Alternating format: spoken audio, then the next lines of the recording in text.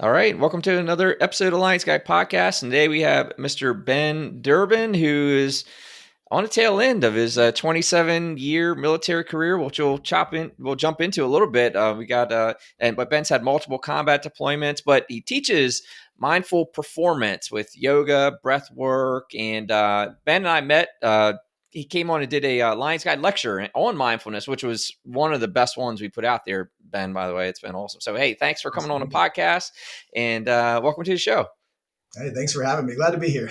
Yeah, man. So fill us a little bit short version of who you are and what you do. So I am wrapping up my career, as you mentioned. 27 years in the Navy. Um, I teach mindfulness and meditation, mindful behaviors in general, as a core performance modality. That also has influence on all of our whole lives as well. But specifically as a core contemplative modality with mindfulness at the center, teaching yoga, breath work, meditation, and mindful behaviors. So that is what I am doing moving forward for the military. That's awesome. I mean, and it like I say, you're really, that's what I think was the best of your lecture, because you really know this stuff. So you're bringing a ton of value, and it's obviously certainly over the last 2 years, I think the heightened awareness of mental health, going through COVID and everyone being at home, and I would say probably feeling it a little bit more. I think like pre-COVID, maybe there were plenty of mental health issues, but man, it came home. Sometimes there was just someone in the family or veterans from combat or whatever. But I think like the world really like got hunkered down and kind of started to feel some of this stuff. So it seems like it's gotten like super, not popular is probably not the right word, but it's the awareness of mindfulness meditation has really been a ton of resources out there as of late. I know for me through COVID has been the time where I've been able to jump into it and learn a lot more and try to reap the benefits of it. Yeah, I think that the idea that's become popular is accurate. It has become popular, and to a degree, to such a degree, and this is also true in the academic and scientific settings as well. It has become so studied. There are so many papers about it, and there are people writing all sorts of articles about it in wellness domains. That the term mindfulness has even become watered down a bit. So there's an sort of a it's good, but it also has a few negative undertones to it when it gets so popularized and commercialized, and um, that just brings along some challenges in understanding what it really is and what it does for us, because it becomes a thing like it's like, oh yeah, mindfulness, heard about it, yeah, whatever, moving on. What's the next new thing that what's the next new thing that's been rebranded for us to learn Yeah. about? Yeah. Yeah, no, I think you're 100% right. And I think that's why it's important with anything, right? Like that you got to understand why you're doing it. Like, what are you solving for? What do you expect to get out of it? So you're not just doing things just for the sake of doing things, but you're doing them with intention. Like a lot of stuff I'm doing today, it always comes back to, the intentionality and going through this. Like, why would one meditate or seek to get into breath work or whatever, so that they're, clear, on what they should be getting out of it, not just falling for the latest Facebook ad, or whatever on, Right. on these apps and so on. So rewind back. Where did you originally grow up? Where'd you come from before you joined the Navy? So I'm from Texas, Arlington to be exact. Now the home of the Dallas Cowboys. Oh, right on. Cool. Yeah, grew up in Texas. So was it like near Arlington, or like it was a small town life for you, or city life, or? So Arlington is right in the middle of Dallas and Fort Worth. So it was a super fast growing suburb of Hmm. Dallas and Fort Worth. Okay. Because of its positioning, it was like perfect to live outside of one of those cities. So it quickly became just as a big city within the whole metroplex. So it grew and changed really fast. I don't even recognize my hometown anymore. I can't even like it does not look the same to me anymore at all. Yeah, I think that's been typical, right? Like with Yeah. coming home from enlistments and whatever, and even if it's a short enlistment of 4 years or whatever, it seems like these areas are just gangbusters. So for you, was it was joining the military like your thing? Were you always all through school? Did you know you were going to join the military? Did you have any roots from your family that influenced that or anything? Yeah, so my grandpa was a 3 war veteran. So he did World War II, Korea, and Vietnam. So I grew up hearing all of his stories. And yeah, it was like we had a lot of family members in the military Mm, serving in Vietnam. And out of the 4 of us, me and my siblings, there are 4 of us. 3 of us joined the military. mm. So yeah, my brother and my sister both joined the army, and I started out in the Marines and then switched over to the Navy. So that's yeah, we're all like my uncles. My dad was in the Air Force. A couple uncles in the Army. Another uncle in the Air Force. So yeah, a lot of military in my family. That's awesome. Yeah. So what was your grandfather? Was he in Marines, Army, or? He was Army. He started out as horse-drawn artillery way back in the day. He actually had horses, and they're drawing artillery. And then he switched over and became a combat engineer. Oh wow. And that's what he in World War II he was a combat engineer, and it was it's really cool seeing some of his pictures from back at that time. Just like we take for granted like the resources that we have, the equipment that we have, the technology and everything. And he showed me some pictures of a contest, a battalion contest that they had between 2 of their construction battalions, and it was a bridge building contest. So they had to build a bridge across that could carry a 5 ton with materials on hand. So they showed up one morning, started chopping down trees, and they like just boom, build a bridge. And like, I just can't believe that you did that in a matter of hours. And he has a picture of a 5 ton truck on top of the bridge that they just built just by chopping down trees. It's like, wow, that's it's difficult for me to put myself there where like oh geez, where do you even start? Right. Yeah, with the equipment that they had back then. Yeah. And I think, man, I don't know. I think we're wrong to make these assumptions. Like, I think there's a bit of like modern ego, like, oh, Mm. those guys back then, they couldn't do anything. But if you look in history, like of humanity, it seems like they've just been amazing. Like, I mean, just you go back to if you go to old Europe and you see like these structures that hundreds, if not thousands of years ago that were constructed. Like we've always been awesome. Like, we've just, now we've got technology, but like to your point about your grandfather, like what he got done with what he had then, like we've always like really done some amazing stuff. It's not, Yeah, that just the 21st century doesn't have the market cornered on amazing. Like I mean, absolutely. Yeah, I yeah. mean, I'm we've so done spoiled by Google and Google Maps now. yeah, yeah, yeah. No, I mean, there's definitely been technology, but our innovations and the stuff that we can just accomplish is been amazing. Agreed. So what about so you joined the Marine Corps. So why the Marines amongst the other services at when you were joining?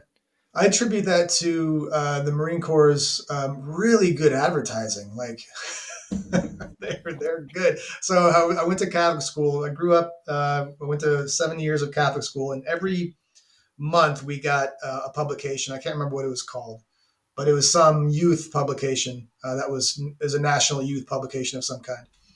And the Marines bought an ad in that magazine that was being delivered to elementary school kids, and every month there was a different Marine Corps ad in that thing.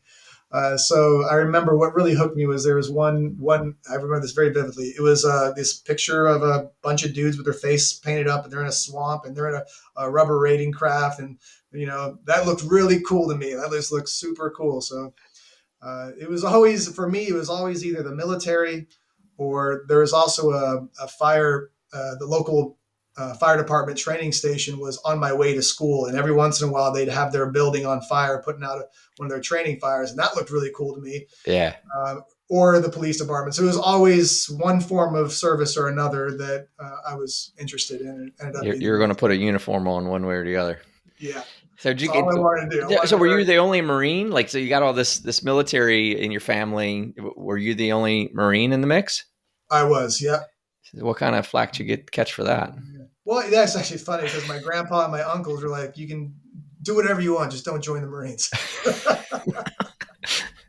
So that might have had also something to do with Yeah. it. Yeah. So what did you join the Marines to do? I was an Amtrak mechanic. Okay, right on. So yeah, yeah, and I was in the reserves, and I wanted to go active duty, but I wanted to become a translator, and that's what I really wanted to do. Is and I was unsure, and I didn't want to go active duty and then have them be like, okay, we paid for your training as an Amtrak mechanic. Now you're a full time Amtrak mechanic. Mm. So I was like, okay, well then I'll just make the switch, which was really easy to do, and went active duty in the Navy. Oh wow. Yeah, didn't have to go to boot camp or anything. Just went straight to my first school in the Navy, and that was an easy transition and a culture shock, but it was good. I bet, I bet it was. But isn't that true for like the Marines to the other branches? Like if they're coming from the Marines, they typically don't have to go through the other branches boot camp. Yeah, I don't know if that's true for today for the Army. It's still true for the Navy, and when I switched over, it was true for the Army back then. You're right. So you could directly switch. They have to go through Air Force boot camp, but at least I think they still do. But yeah, it was. Yeah, you could Marine Corps boot camp out. It's your placement test out of the other boot camps. Yeah. The so why a translator? What was kind of drawing you to do that? I've always just been interested in it. I can't totally explain why. I love, it's just part, I guess, part of my personality. I think is just, I love understanding. I love knowing the feeling of understanding. When I hear someone speak another language and I can't understand it, it makes me want to learn it. Yeah. So growing up back home there was at that time, I don't know if it's still true, but at that time we had the second largest Vietnamese population in the United States. Really? In Um, Arlington? Yep, Wow. Arlington, the Dallas and Arlington area, but Arlington specifically had a very large population, and a lot of them didn't speak English. So my whole plan was to go in the military, come home, be a cop back home, and learn a language and be able to bring that back to the community. But I missed the Vietnamese class by 2 weeks when I got to language school. Back then, they didn't plan out. They didn't pre-assign you languages. So I showed up without a language, and I missed the Vietnamese school by 2 weeks. Mm, So they gave me Arabic instead. So I knew there was going to be a lot of work in the Middle East, so I went ahead and chose that one. sure. Yeah. Yeah. Definitely. So you're doing that. How long before you end up deploying from the time you picked up your new job in the Navy? So I did one full tour. My first tour was at the NSA in Fort Meade, and then it was at that it was there that I was there when 9/11 happened, and then soon after that, I found out about the program that existed for me to support direct combat support with the SEAL teams. So I went through that training, went through that selection process, and from then on, so that was 2004 was my first deployment. So yeah, it was about 8 years before then. I'd been in already a bit for a minute. So what's the training that you had to go to? I mean, you didn't go through BUDS or did you? No, no. Back then, at the time that I joined this program, the training was that we went through Special Warfare Combatant Craft School, so SWCC school is where we went. Swig school. So the same school as the boat guys. So I went through SWCC class 4-4 and graduated that, and then came to the East Coast to support. There's some guys went to support the boat teams. Other guys went to support the SEAL teams. Since I'm an Arabic linguist, I went, of course, to the SEAL teams going to Iraq. So I guess that's where I got started. Yeah, that's awesome. So what'd you learn through that? How was that as far as a challenge for you? I mean, certainly every Marine's a rifleman, so we went through a lot of, kind of basic infantry training there, Mhm. but what was that growth? What was that like for you from a growth perspective and kind of, reaching a higher standard with the Mhm. special warfare stuff? So as I haven't thought about in that a while. That's a great question. I was really lucky in that I had that experience because SWCC school was great from a selection standpoint, but it didn't prepare me for some of the combat things that I would be doing. And back then, in 2004, the program was still relatively nascent. Um, there was some training that I was lacking going on my first combat deployment. So, like my very first operation was an ambush, and you know the requirement was such that there was very little time from arriving at my duty station to getting deployed downrange. Mm. It's not like we didn't ever, like, I didn't even practice ambushes before that operation. So, but I had in, my basic Marine combat training and boot camp, we had done that then. So I understood the extreme basics. I understood all the principles. Right. So, that experience was super helpful. I didn't, as a support guy back then, we didn't have the high speed equipment. I didn't have optics at all on my weapons. I had iron sights. Mm. So the team was very surprised that I was good with iron sights, and I could shoot almost as fast as them with optics as with my iron sights. So that was good to get a little bona fides that way, because it's like, on day one of my training with the platoon, like I'm hitting what they're hitting with optics. I'm doing it with iron sights. So that was really helpful. And that whole experience of what the Marine Corps instills in people, I think, um, that that drive for excellence, the esprit de corps, all that is super real, and that stayed with me in the Navy. That even in the Navy, I still felt like a Marine in the Navy. Um, so that preparation was really key, I think, to my success in being always uncomfortable all the time as a support guy in the platoons, always uncomfortable, always having to do things that I was not really ready to do yet, but still having to be to excel at them. um, all that cultural distillation of what that is in the Marine Corps, I think, stuck with me as I progressed through the Navy. Right. Yeah. And I guess let's go through it in case someone's wondering like what your job was. So you're a support guy with the SEALs, which meant what? Like what was your Yeah. job? What was your days or deployments kind of look like from that perspective? So yeah, so generally speaking, us, my specialty and EOD are the two, explosive ordnance disposal. The bomb experts are the two specialties that integrate with at the platoon level with the teams. Um, so there's just no books written about us, and nobody really talks about us, and that's fine, because like we want it that way. But the job is, number one, for especially for me, for because I speak a language, is interpretation, translation. But there's also a bunch of cryptologic functions that we do, finding the enemy, locating them, saying, the guy that we want is behind door number 2. Don't pick 1 and 3. Is behind this door right here.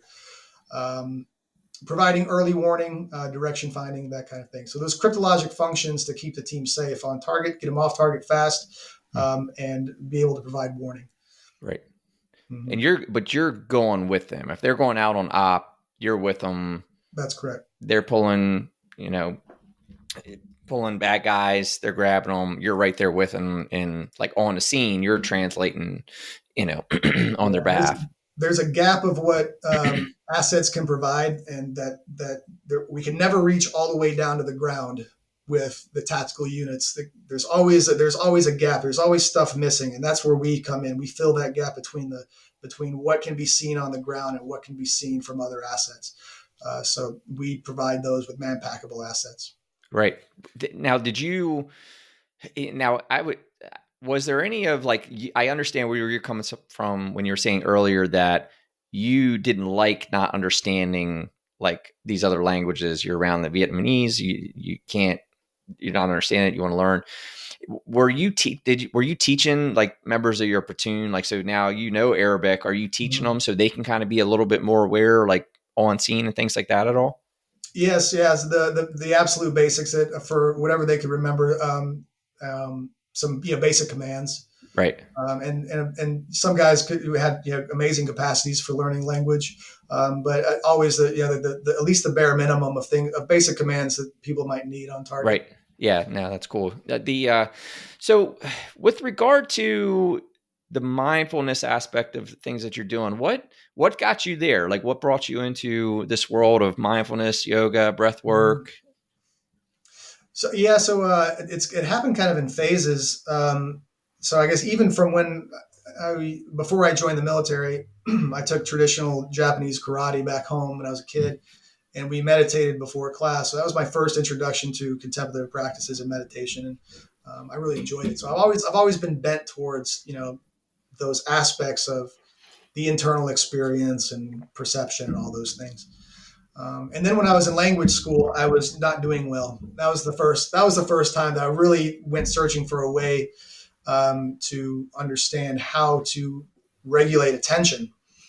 Because years later, I was diagnosed with ADHD. No big deal. It's just I never understood that about myself. I thought that I was just a bad student. No, it's just I have this particular brain chemistry that likes climbing mountains and running outside more than it likes sitting in a desk for 8 hours a day for over a year straight.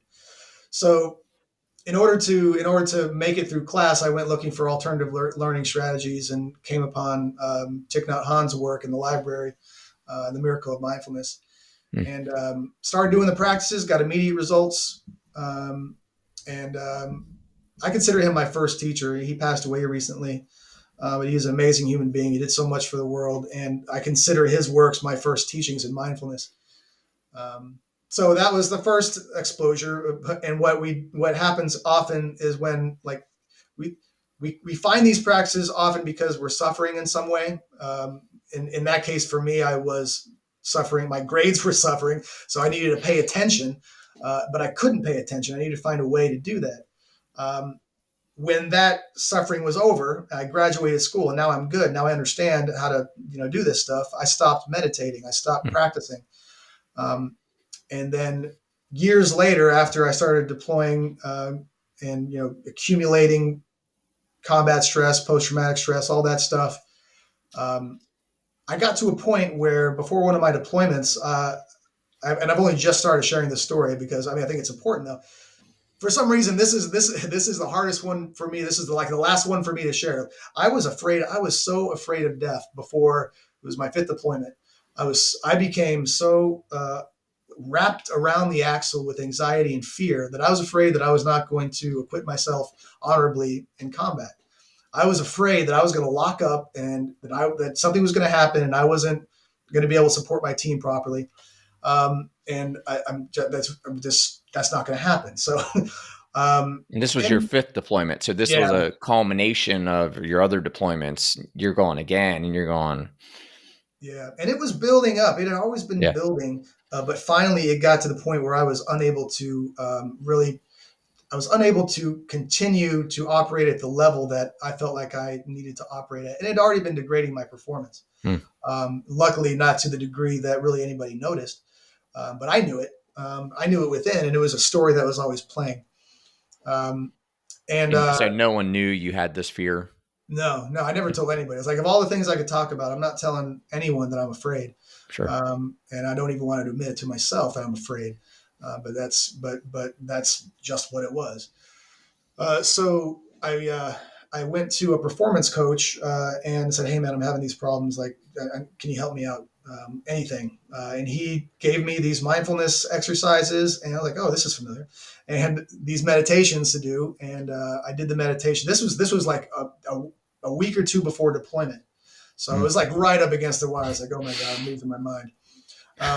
So he gives me this stuff to do, and I did the meditations once or twice a day, did the mindfulness exercises, and it had almost immediate results. And I had a breakthrough a couple weeks into deployment. We were on this operation, and we're going from one fight to the next fight.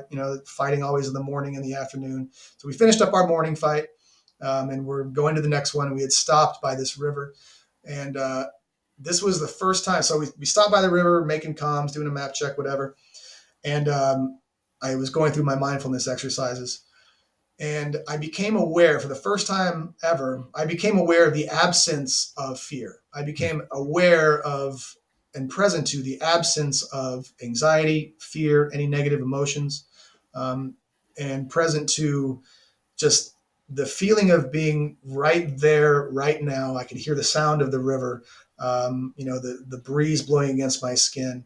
It was a bright, sunshiny day in Afghanistan. Like the mountains were beautiful. I was like, wow, I'm in Afghanistan. Like I took a helicopter to get here. Like Yeah.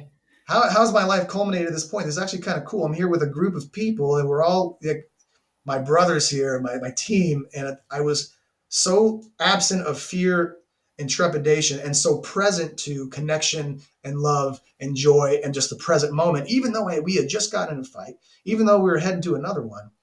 I was like, wow, this is what it really means. This is being present in the moment and able that was my liberation from fear of death, Mm, and knowing that even if I don't make it home, no matter, I don't know what's going to happen. Even if I don't make it home, my family's going to be taken care of.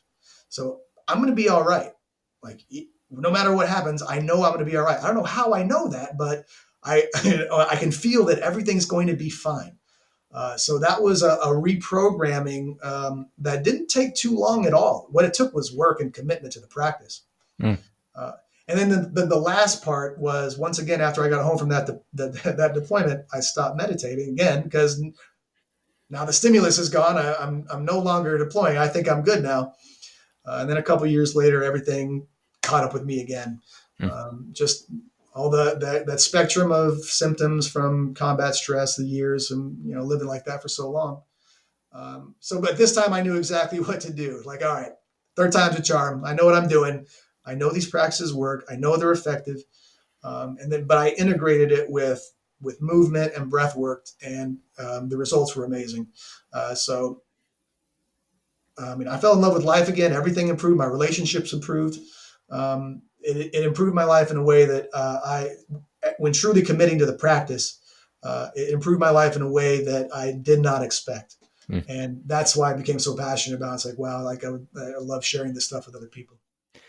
Yeah, it's and what of and it's until you experience it, like we were talking pregame, like and it's until you experience that you really just want to get out there and share the wealth of it, right? Because it's like such a dramatic Mm. impact to get there, because it's almost like that, that old joke, like the fish in the water and the old fish swims by the young fish and they're like, hey boys, how's the water? And they're like, what's water? Because when you're living in that anxious, like, it almost becomes status quo, right? And you don't really appreciate it until you have that breakthrough, like you mentioned. And Yeah. so, Yeah, it really does become like that's just the way it is, and there is no other way because it happens so insidiously and so slowly over time.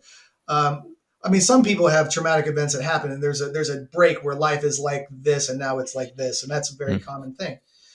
In my experience, it was a very slow transition of just lifestyle over time, of mm, always being switched on, unable to, like, super hyper vigilant, unable to switch off. Um, and then of course just the memories always playing. There's I was just never truly physically, like, but the body's here, sure, but my mind was yeah. always somewhere else, and I'd become programmed for to only feel alive in a certain context. And I had to reprogram my brain to teach myself how to feel a different way. And what was that round of practice? So you had a short runway before going on deployment. You picked up mindfulness again. You hadn't done it since the karate days. Mhm. What was it? What was the practice at that point to get you to that state, where you were able to be more present? Yeah. It was one meditation a day. It was about a 20-minute meditation Mm, minimum, once a day, sometimes more times, as much as I had time for. And then basic mindfulness practices throughout the day of realizing where I am, what I'm connected to, where my feet are, where my breath is, um, and linking that to visualization practices as well. So uh, linking that to understanding that present within my body and present within my experience, within my brain, are parts of myself that existed at times when I felt completely safe. So being mm, able to access the goodness that's always somewhere within there, and being able to be present to that, and accessing memories that reminded me of the physiological, the feeling of being safe, that condition of being safe, mm, um, and working through those exercises over time. Yeah, so yeah, two meditations a day. Sometimes, usually it was one, but there's sometimes it was twice a day, mm, and then just these practices, these what I call informal practices throughout the mm. day. And the informal practices, if I understand what you're saying, you're just saying kind of just taking a time out. Like, that's not a full on sit session, 20 minutes long, but just taking a moment to ground yourself, kind of bring it in. Is that what you're Yeah, saying? Yeah. yeah, essentially, and within mindfulness as a practice. So mindfulness and meditation not being synonymous. Um, meditation can exist within a meditation or within a mindfulness practice. Mm, Uh, and it's that formal sitting practice where you sit down in some way and do a formal meditation, a structured of some kind meditation. And there are many different ways to meditate, many different frameworks, mm. but the effect is similar across all domains. Um, so I love mindfulness, and the way that mindfulness meditation is very broad. The learning experience and the self-directed experience within a mindfulness meditation and the various kinds of mindfulness meditation, the experience is very broad and rich. I only compare that with something like that's more of a concentration meditation where you might say, you know, a one word mantra over and over again, or focus on a candle flame. That kind of concentration meditation is great, and I do that sometimes. And you know, we can also focus on something like the breath and nothing but. Um, but within an overall mindfulness, if we're going into something like open monitoring, open awareness, where you're just becoming aware of everything that you can possibly be aware of, Mm. it can be a very rich self-directed experience. So that's one of the reasons why I love mindfulness as a meditative and contemplative modality. So the things that you were just describing, kind of like the awarenessness versus the concentrated, are those forms of meditation, or are you just stating those are aspects of mindfulness, or is that different types of meditations that you would do? One where you're sitting outside listening to everything going on versus one that maybe you're sitting there only focusing on your breath Yeah. solely. So yeah, there's a couple different ways of meditating.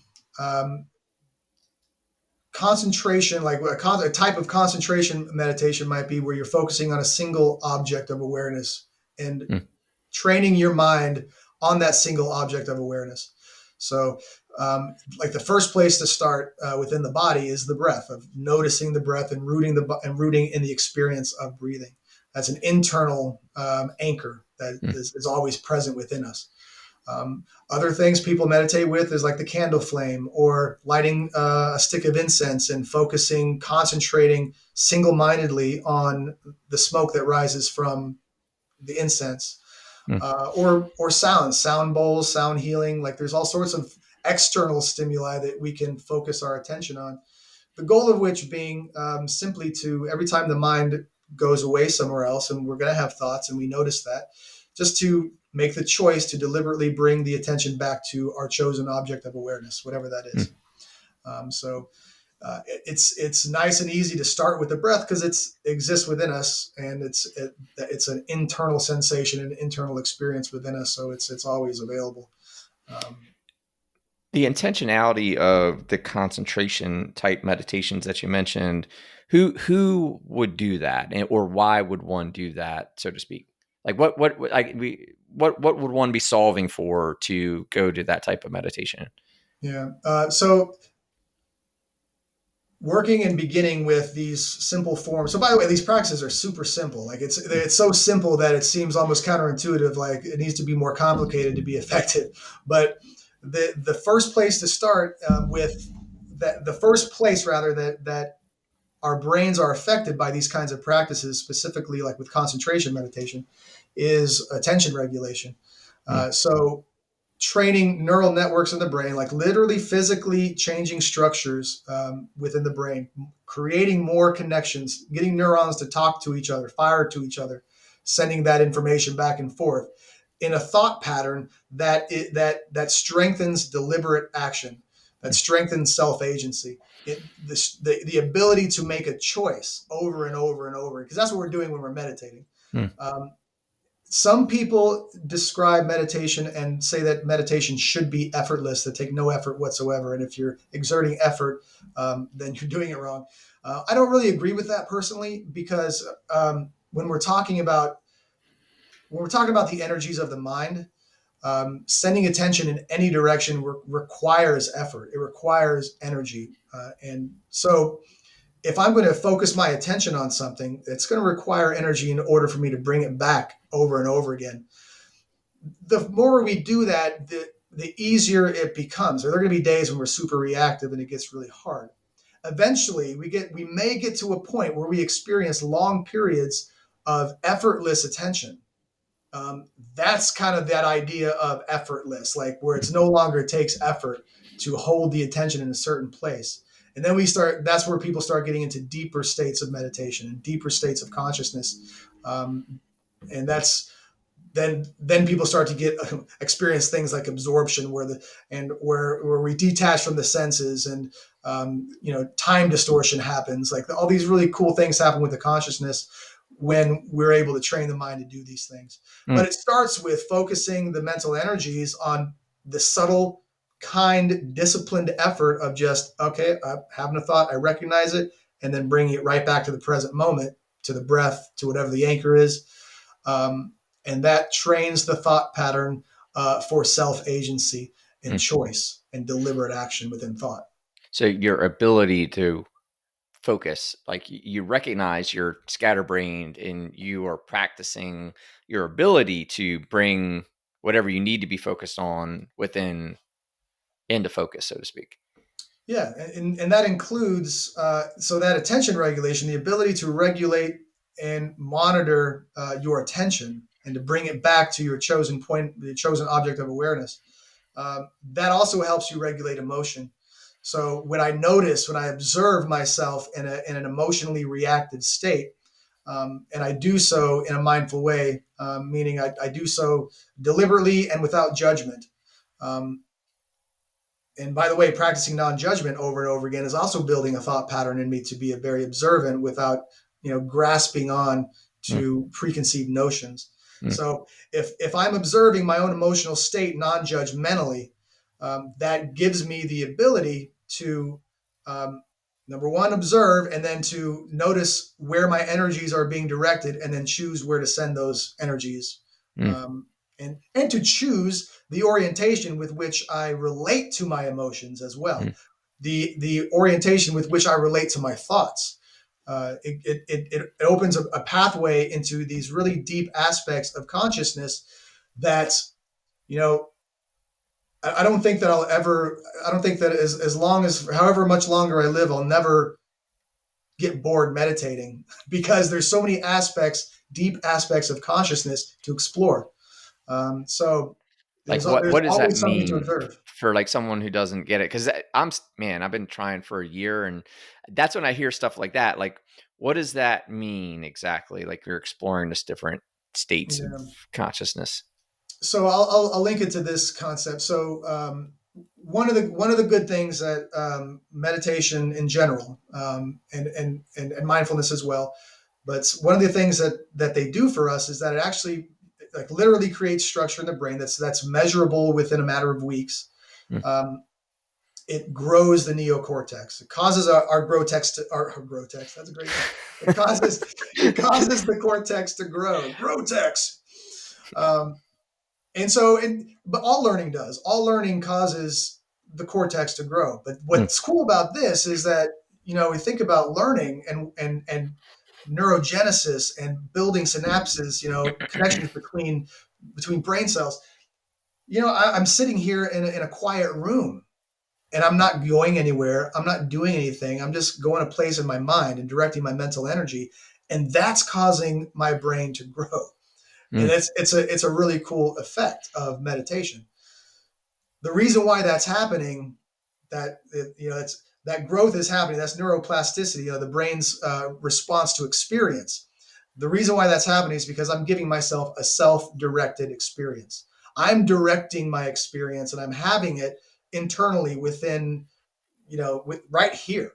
mm, And if we think about the amount of things that happen, the amount of energy and resources that our brain consumes on a daily basis, somewhere in the realm of 20 to 25% of oxygen and glucose is going to the brain, and that's only 2% of our body mass. mm, So all of those resources are going to our brain. It's doing a lot of stuff. Just the conscious awareness part of that takes a lot of energy too. That takes even more than the autonomic functions.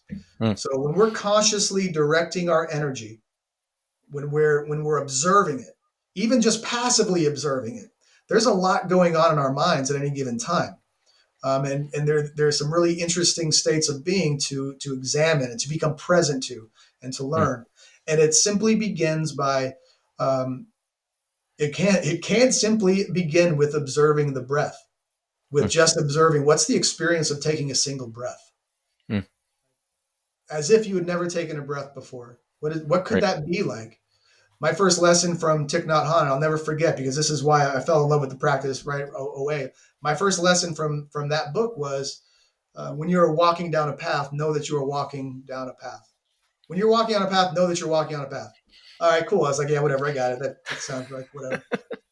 But the next day, I'm walking to school, and I realized that I'd never actually walked on a path. I've never been present to what my feet feel like hitting the sidewalk. Never been present to what the air feels like as I'm walking against it. My mind was always on, what do I got to do for class? What's my homework? What are my grades? It was never right there in the moment. So Mm. that simplicity is almost counterintuitive. It seems like it should be more complicated, but the amount of learning that simple step gave me just set the stage for everything else to follow.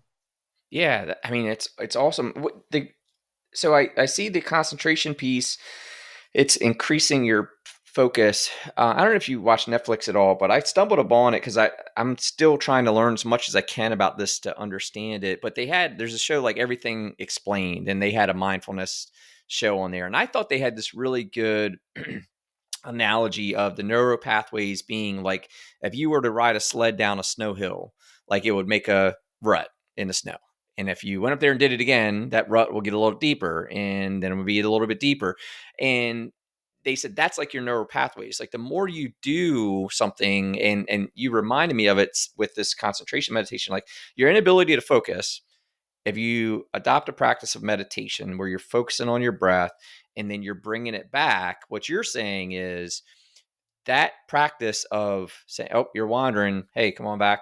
Focus back on the breath." That practice is like that first ride down the slope, right? You're that Mm-hmm. might be light, but the more you do that, the deeper that narrow pathway gets, so that you can outside of meditation control your focus a little bit better. Does that make sense? Is that Yeah, 100%. That's exactly what's happening.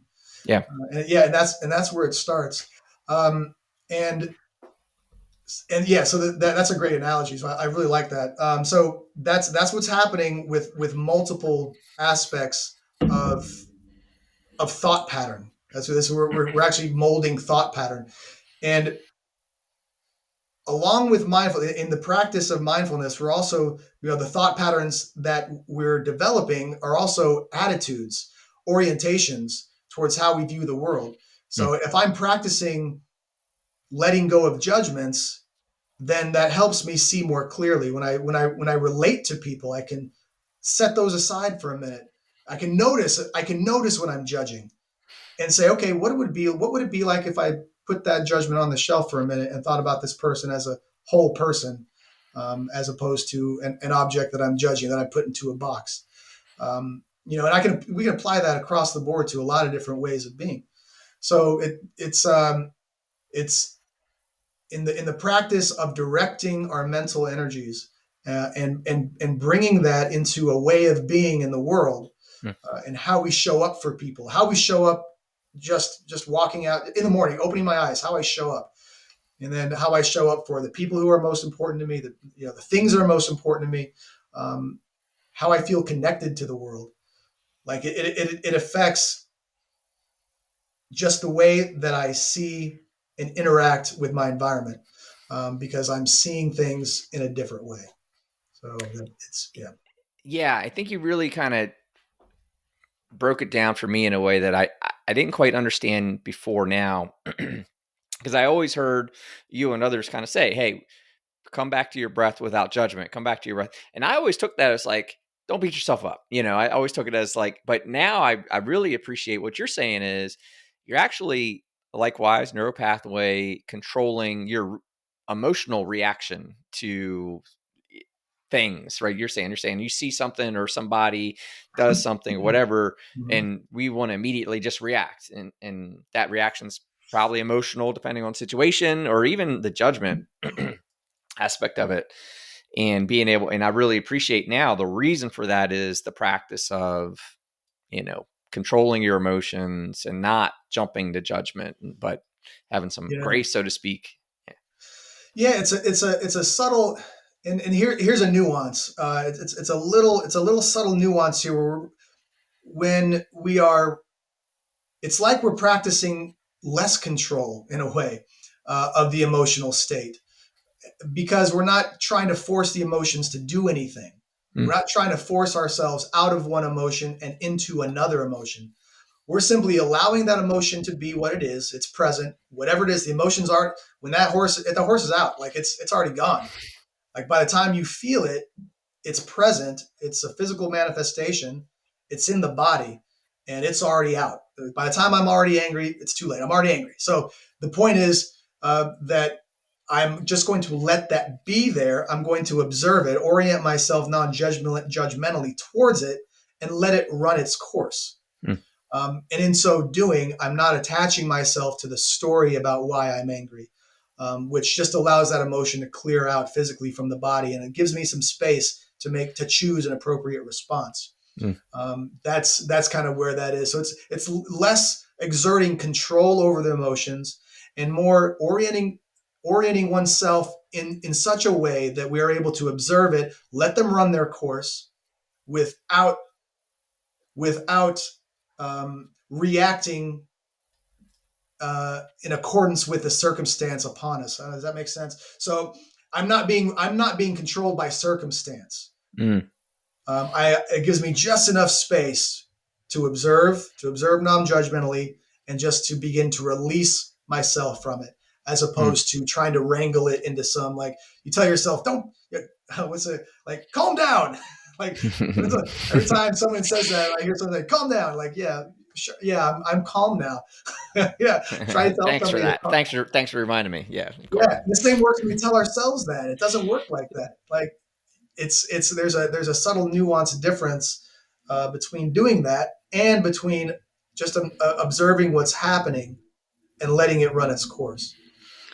is So is it like saying you're choosing to enact those emotions or not, to a bit like, it's the willingness to allow yourself to experience those emotions. right, there we go. Yeah. Yeah, as opposed to doing some mental psychological gymnastics where we're folding ourselves into a different position. Um, it's the willingness to experience these emotions, any emotion, uh, not to change them, but just to experience them, to observe them. That in and of itself helps us differentiate and discern between the emotion and the story to which that emotion is linked. And Mm, also the physical sensation of that emotion helps us discern all of those things and understand that, this is just a story. It's not a fact. Whatever is causing this emotion may or may not be fact. mm, So it's just a story. So, for example, in my story about being afraid on before that deployment, to the point where I was, thinking that, number one, I'm not coming home. This is the one, not making it back. Two, I was afraid to the point where it was affecting my performance. That is all linked to the story of me mm. not coming home. It's not linked to anything else but a story. So, the story of death was not a fact for me. Like, it was, nothing was written in stone. So it is orienting the mind to observe the story, observe the emotions, observe, and the more that we practice that observation, the more discerning that the brain gets to these contexts. And that too, because we were talking about the concentration meditation, is that the other counterpart why you would meditate, but you would sit and listen to, like, same question, different different meditation, the one where you're sitting and you're listening to everything going around you, or maybe Mm-hmm. body scans and things like that. um that where the concentration meditations were for focus, is that other meditation solving for your ability to be present to your surroundings and things like that. Yeah, that's definitely one of the things it helps with. It's just a different way of directing the energies of our thoughts and mental energies. Saying that if we compare it to, say, comparing like a concentration type of meditation and an open monitoring or open awareness type.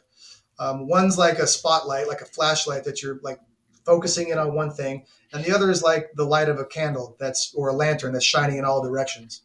Mm, As a light is shining in all directions, things come into that light, and I can be aware of them. Here comes a moth. Here comes mm, another moth, and another one. So like as they're coming into awareness, I can observe them as they're entering awareness, and then I can just let them go out of awareness as well, or I can hold on to them for a minute, observe it non-judgmentally, mm. and then return to the open monitoring. Um, it's a practice of also allowing oneself to witness the transition, how attention transitions from object of awareness to object of awareness, and that's an interesting thing to observe as well. Mm. Switching the attention from one thing to a next is is just also another kind of experience. Noticing the space in between. So there's lots of stuff to observe in that as well. Yeah, no, it's cool. And with regard to like your practice today, like what's some of your like what do you enjoy most? Like what do you like, man, this one is non-negotiable. This is the way I meditate or part of my Mhm. practice that I just you enjoy it, you feel you get the most out of it. Like what's your mindfulness favorites? So I'd say that I always start out my meditations by anchoring in the breath. That's the first thing for me. And if I have long enough, I if I have a long enough time frame, I mean that because a lot of times I will meditate multiple times throughout the day, sometimes only 5 minutes at a time. Mm, If I have 20 to 30 minutes of time to formally sit down, that's great, and that happens at least once a day. So if I have 20 to 30 minutes, I'll spend 5 to 10 of that just anchoring into the breath, mm, just becoming really grounded, really focused, really directive of my mental energy. And then I can release that anchor and then just see what's present and just allow my mind to witness whatever's there. And that includes external sensations, sounds, you know, what even my eyes might be closed, but I can still see shapes and colors with the behind my eyelids. Um, and then some of the more subtle points of observation within the consciousness, the transition from one point of awareness to another point of awareness, mm. or what does it feel like to just sit and rest in open awareness and not even have a thought, just in that quiet, just a sense with no thought whatsoever. That's a cool place to be. So I guess to distill it down is I always start by anchoring, and most often I anchor with the breath, and then I will transition into either some kind of open monitoring. Um, Labeling or noting is another thing I do, especially if I'm super reactive. Like these days with everything going on in Ukraine, I'm really reactive. I'm really reactive emotionally to everything that's going on. Mm. So I do a practice of labeling emotions, naming emotions, becoming really adept at naming, giving things names for what I'm feeling and identifying where they exist in the body. And yeah, no, and I really, I love that too, man. That and that goes a part of this is like the awareness. When you give an object a name, now Mm-hmm. you can call it for what it is, and you that in itself gives you this, form of agency, right? When you go, that's anger, Mm-hmm. man. Like you're being angry right now. You know what I mean? Instead of like just embodying it and acting it out, and you're just bringing that acknowledgement to it. I think that's a really, again, it goes back to just your ability to I'm trying to avoid saying the word control, but you're just like conscious, I guess is the right word maybe to say in this Yeah, framework. yeah. Um, yes, that's saying like yeah, if you can name it, you can tame it. And with the Yeah, there you emotion, go. yeah, it's regulation. It's regulation. It's giving yourself that space to make the choice. Um, yeah, we can see that as a form of control, I guess. If we want it, like, but it's more nuanced than control, and that's okay. That space where, like, if something is happening, if I have a stimulus, and then I am able to name it, give it a name, notice what's happening within my body, that creates just enough space, perhaps, for me to make a choice for an appropriate response as opposed Mm. to, or a mindful response as opposed to an automatic reaction. Yeah. And so that's regulating the emotional affect. And um, naming things, because like those with the emotions, they can get really subtle, they can blend into each other, they can the body only has, like, the body has a limited amount of words. Like, the body's language is very limited, it has a very limited vocabulary, and sometimes, that feeling in my chest might be caused by something else. So it's a great practice of really getting in tune with what is it that I'm really experiencing right now. Is it fear? Is it anxiety? Is it and where is it represented within the body? Where is it manifesting? Oh, okay, it's just because I had pizza earlier today. Whatever that might be, there are different indicators for what that language might be telling you. Mm. Where in your practice does the breath work and the yoga fit into it? Like, how do they apply to, your toolkit of mindfulness? So yeah, yoga and breath work. So yoga and breath work go really well together. They exist together. I practice vinyasa. I teach vinyasa. I also practice Kundalini yoga, which is a lot of powerful breath work. Um, so we can access and change chemistry in the body simply by changing the breath. So the as a way to access and regulate the autonomic nervous system, the central nervous system, the breath is the best place to start, and how we work with that. So for me, that's where it really went in developing and really working with certain types of breath that help me experience and feel embodied states of presence, in this physical being. So to breathe and move in a certain way that is an empowering experience physically. In other words, just to feel good moving. So breathing and moving to do so. So that's where yoga really comes in for me. Uh, Yoga asana for me, that's how we see yoga in the West as exercise, and really asana really is exercise. It Yoga postures were developed so that they could, the ancient yogis long ago could sit in meditation longer. Hmm. That's really that what they're after. They weren't after, you know, getting into these. There were no yoga competitions. It wasn't the Western idea of gymnastics based calisthenics. It was simply to make the body flexible enough, healthy enough, strong enough to sit in meditation longer. Hmm.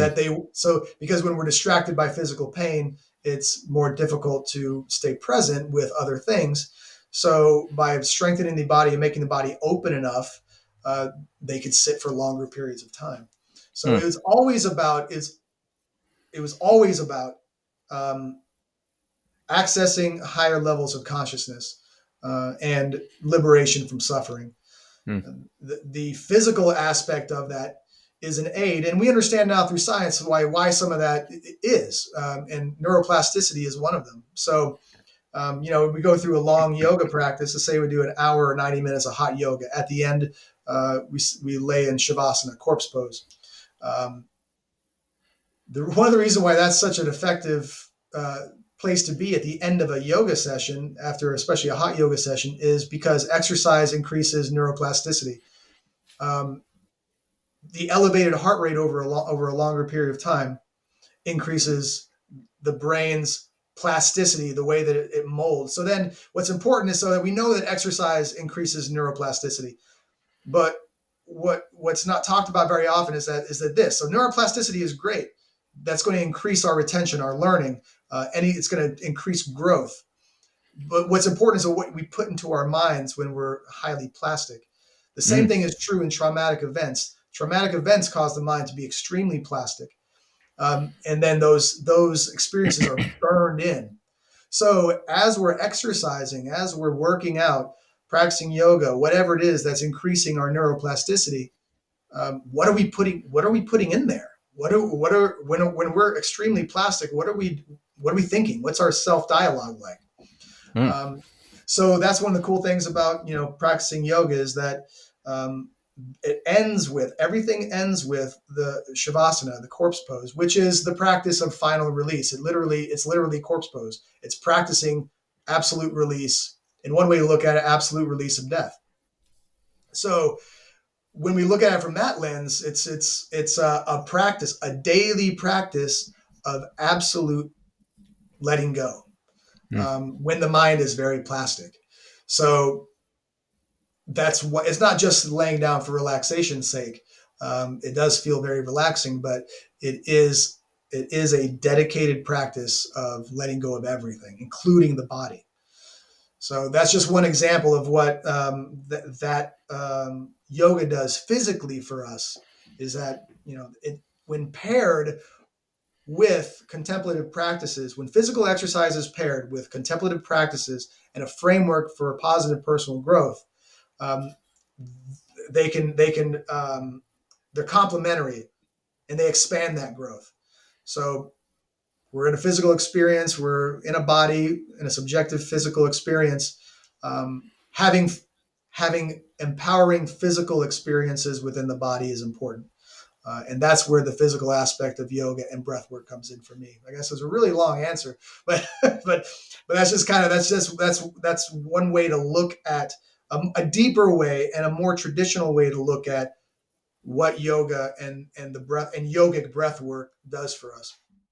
Yeah, no, I think it's awesome, and I think, and that's the first I've really heard about the importance of the shavasana at the end. And you're saying, is that, do you take that 5 minute shavasana, or is 5 minutes the right amount of time? Or interest your thoughts on that? But and you're meditating at that point, like, are you laying there doing a meditation, kind of like a grounding meditation, or like, because to your point, right, you're not just laying there. What are you laying there and focused on, I guess? Yeah. Uh, the when I practice shavasana, I am allowing everything to fall away. Mm, So beginning with the physical experience of being in the body, and then releasing the body, releasing identity, even mm, what contemplating, what is it? What am I like? That's I mean, what am I? If anything that can be taken away from me is not me, and that includes my physical body, that includes we're going to lose everything. Everything's going to be taken away from us at the end of our lives. We get to take nothing with us into the next life. mm, So whatever that is, whatever that belief is for people. So if everything that can be taken away from me is not me, including my body, then what am I? And allowing everything to fall away just so you can be present with whatever's there, that's part of the practice as well. So letting go of the physical body, letting go of ideas of the identity that aren't rooted in that are rooted in rather in impermanence. mm, Understanding that everything is impermanent. If I have an idea of myself that is rooted in the idea that somehow this is permanent, any part of me is permanent, Shavasana is a great place to let go of that stuff. mm, To practice just being with yourself as not even a physical body, and the relaxation, the physical relaxation of that posture at the end of a hot yoga session or any yoga session, um, helps you access that a little bit more easily because of the way that the body's so open. And now what we know of that neuroplasticity is at work. The brain is mm, very plastic right now, and so anything that you experience at that time of of greater retention, of greater growth in the brain, anything you experience is going to be the tracks are getting laid down. mm. Yeah, I love it. And you were mentioning yoga, but is that really maybe a good practice that you would recommend after any exercise? And yeah, it is. Yeah, it's absolutely. And that's sometimes I do that. I got a Peloton bike here at the house. I'll ride the bike and then I'll meditate afterwards to Mm. take advantage of that neuroplasticity. I do the Yeah. same thing with the breath work, some heavy breath work, like Wim Hof style type of heavy Mm-hmm. hyperventilatory breathing. That induces, it releases dopamine, that releases norepinephrine, that releases, certain feel good chemicals and compounds in the brain. That increases neuroplasticity as well. So Mm. that's one of the reasons why that's a physically empowering way to breathe, is by doing some of those things, because as they say, we're getting higher in our own supply. It changes our blood chemistry, it changes the brain, and it makes some pretty interesting. It makes for some pretty interesting ways to observe the subjective experience of a body when you're in those states. Yeah, I love it. And maybe you can affirm me, and then I know you got to jump. Like, so my workout's been, from what I've been learning from guys like you and John and Chris. So I'll go do a little Wim Hof, then I'll go in Asana, meditate, then I'll warm up, then I'll work out, then I'll wrap up with 5 to 10 minutes of yoga. And it sounds like, are you affirming like doing that's a good kind of sequence to kind of round all this stuff out, like around your workout? Because everyone, you should, most people have a workout routine. That's how I've been trying to kind of bring mindfulness into that routine of mine. Do you do like something like the Wim Hof before you work out to kind of get yourself rolling, or is that an after workout for you? I usually separate, as far as the heavy breathing, like the Wim Hof style type of breathing. I personally separate from my workout, Mm, because that causes those chemistry changes. That blood chemistry causes some things that I personally don't want to take into my workout with me. mm, But uh, so that's just to say that I just separate the two. mm, Like, I'll do that kind of breathing first thing out of bed in the morning, and mm-hmm, that replaces a cup of coffee for me. mm, Like, it's a way to jumpstart the central nervous system. Um, yep. so so I don't think there's anything like, if that works for you, then yeah, that makes sense. Go for it, 100%. I personally just like to separate it myself, because um, I like to lead into relaxation from the Wim Hof stuff, so I don't want to go straight into my workout from there. Uh, anyway, that's just a personal preference for me, So but you it makes go Wim sense. Hof into your relaxation meditations and such.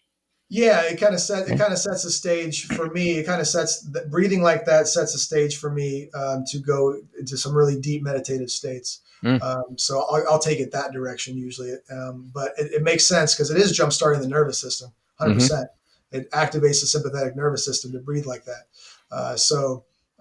That's definitely what you want to do when you're working out. You have to bring the CNS up, so it makes sense to organize it like that. Yeah, no, well, Um, I found it really amplifies my workout. And I guess to the point, like you said, it substitutes a cup of coffee for you. Like I do it before my warm up, and like I say, I've been doing some meditation after that just to kind of get in the zone. But it really feels to me it brings some value to my output, I'll say, of my workout. But this mm, part here, the Shavasana there at the end, I want to kind of bring that in because I understand what you're saying, the yeah. benefit of doing that. So Yeah, and I'd say, like, with meditation of any kind, whatever framework, whatever form that it takes for people, I say that this is a common saying, the best time frame for it is the amount that you can do or that you will do. So whatever you can do, like if that's 5 minutes, 5 minutes is better than no minutes. mm, If it's 5 minutes broken out throughout the day, so at the end of the day you have meditated 4 times for 5 minutes each, or even just 2 times, even if it's just 2 minutes.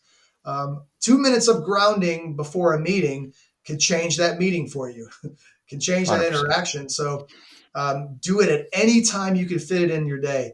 Uh, at any time that you can take just a few minutes to ground yourself in mindfulness in the present moment, whether that's before, after the workout, before you get in the car, before dinner, after dinner, at night, before bed, like you're saying your prayers. It doesn't matter, as long as you sit with deliberate intention, and direct your mental energies. I think that's the good part. Yeah, man. Oh, awesome. Well, I know you got to jump, dude, and I appreciate you coming on. It's been an honor once again, man. That's what I say. That's why you got one of the best Lions Guy lectures out there, man, because it's just so much valued. So I really appreciate you coming on and kind of sharing your story and running through this stuff with you. So, because I think it's, again, something we need to be talking about just to kind of help people find it and use it. So I appreciate you coming on, Ben. Thank you very much. Yeah, thanks, brother. Appreciate it. Yeah, thank you. All right.